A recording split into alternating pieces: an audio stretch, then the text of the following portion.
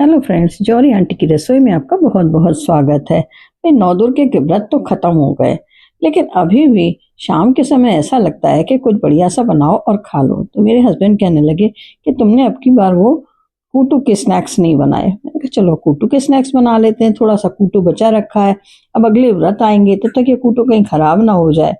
तो कूटू का आटा रखे हुए ज्यादा दिन हो जाते हैं तो वो खराब होने लगता है, उसमें गांठें सी पड़ने लगती हैं, थोड़े कभी कीड़े भी आ जाते हैं। तो इसलिए उसको उसी समय खत्म कर देने की हम लोग सोचते हैं। तो ये बोले कूटू की पकौड़ी बना लो, कूटू के स्नैक्स बना लो। तो मैंने कहा आज चलो अच्छे तरीके से नए तरीके से बनाती हूँ इसको, आलू दूसरी तरीके से काटूंगी।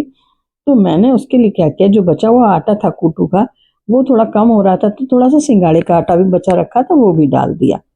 और फिर ये लंबे लंबे आलू काट लिए जैसे हम फ्रेंच फ्राइज के लिए काटते हैं। तो बस उसी तरीके से काट करके पानी में रख लिए थे और फिर उनको धो के अच्छी तरीके से निकाल दिया। हाँ, अब व्रत तो है नहीं, तो फिर मैंने इसको नमक के पानी में भिगो के रखा था। उससे क्या होता है कि स्टार्च इसका पूरी तरह से निकल जाता है और इसमें थोड़ा सा क्रिस्प आ जाता है।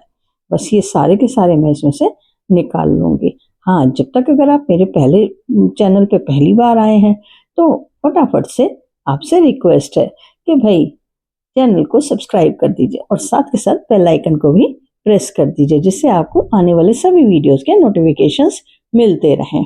बस ये ध्यान रखिएगा कि जाने से पहले भाई रेसिपी तो पसंद आएगी, 100% गारंटी है मुझे, क्योंकि ये इतनी बढ़िया रेसिपी बनी थी कि जब मेरे हस्बैंड को भी पसंद आई और उन्होंने बार बार इसकी तारीफ की कि बहुत बढ़िया बने, बहुत बढ़िया बने, तो फिर आपको भी पसंद आने वाली है। तो एक लाइक का बटन तो ज़रूर दबा दीजिएगा और साथ में बहुत सारे लोगों के साथ में शेयर कर दीजिएगा। तो इससे क्या होगा, और लोगों को भी ये रेसिपी पता लगेगी। हाँ, वैसे तो ये है कि ये इस तरह की ये स्नैक्स जो है ना, हर एक कोई के घर में बनते हैं, सभी लोग बनाते हैं इसे, लेकिन फिर भी जिस तरह से मैंने बनाया है वो शायद आप लोग कम बनाते होंगे। बस इसमें मैंने नमक डाल लिया। अब नमक फलाहारी हो, अगर आप व्रत में बना रहे हैं तो फलाहारी नमक डाल लीजिए, सेंधा नमक। और वैसे सादा में बना रहे हैं चटपट के लिए तो फिर भाई कोई भी नमक आप डाल सकते हैं।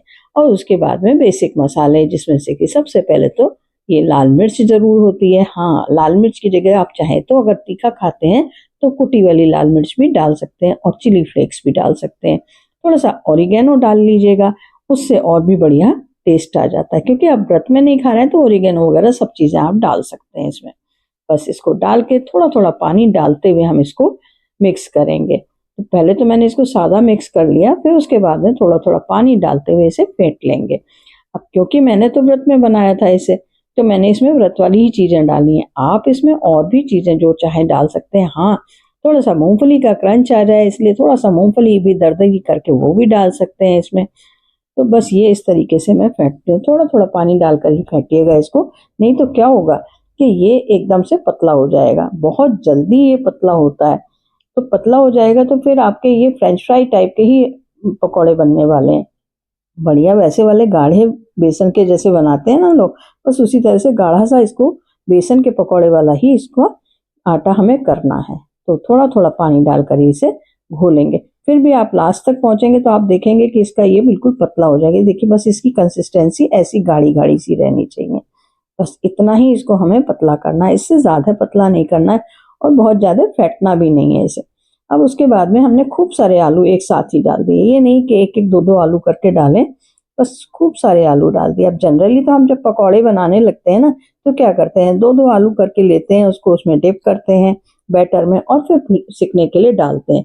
पर मैंने क्या किया, ये लगभग आधे से ज़्यादा आलू इसमें मैंने डाल दिए, लगभग पूरे ही डाल दिए, थोड़े से ही बचा करके रखे मैंने, कि जो बाद में फ्रेंच फ्राइज की तरह से मैं इसको बना लूँगी। और फिर ऊपर से धनिया की पत्ती, जितनी भी आपको श्रद्धा है, जितनी आप चाहते हैं उतनी धनिया की पत्ती डाल लें, हरी मिर्च कटी हुई डाल लें। और भाई ये कढ़ाई चढ़ा दी हमने, और कढ़ाई क्योंकि हम डीप फ्राई करने जा रहे हैं इसलिए कढ़ाई में हमने तेल डाल दिया। तो ये रिफाइंड ऑयल डाला है मैंने। बस आपकी मर्जी है, आप सरसों का तेल डालें या रिफाइंड डालें, या फिर अगर व्रत में खा रहे हैं तो घी भी डाल सकते हैं। तो ये मैंने व्रत के शाम वाले दिन बनाया था शाम को, तो इसलिए मैंने इसमें रिफाइंड ही डाला है।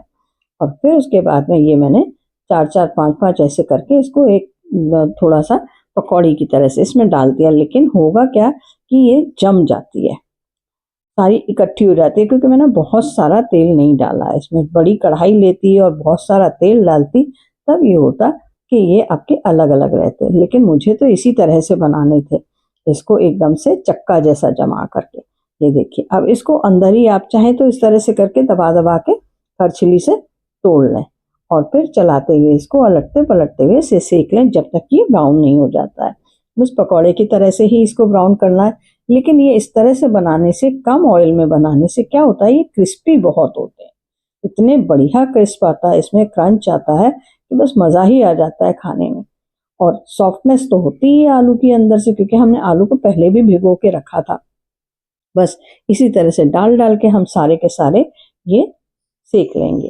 तो ये फ्राइज़ जो बनते हैं इतने क्रंची और इतने टेस्टी बनते हैं कि आप इसे एक बार बनाएंगे तो आपको लगेगा कि हम इसे हर तीसरे चौथे दिन बना सकते हैं, क्योंकि इसमें कोई भी ऐसी अनहेल्दी चीज़ नहीं है।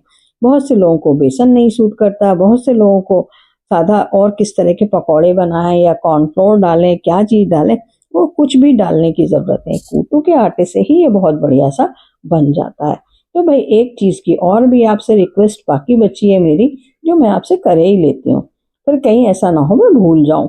तो भाई वो रिक्वेस्ट ये है कि कमेंट करके ये ज़रूर बता दीजिए कि आप मेरे वीडियो को किस जगह से एंजॉय कर रहे हैं, तो मुझे बहुत अच्छा लगता है। और साथ के साथ में ये भी बताइए कि क्या ये रेसिपी आप बनाते हैं, और बनाते हैं तो उसमें क्या डिफरेंस होता है, क्या चीज़ नई करते हैं इसमें आप। बस ये इस तरह से मैंने बना लिए, और फिर मैंने हरे धनिए और पुदीने की चटनी बनाई हुई थी, उसके साथ इसको मैंने सर्व किया। तो खाने में बहुत ही टेस्टी यमी सी बनी। हाँ, उसमें मैंने थोड़ा सा गुड़ डाला था तो इसका कलर थोड़ा सा डिफरेंट आया है।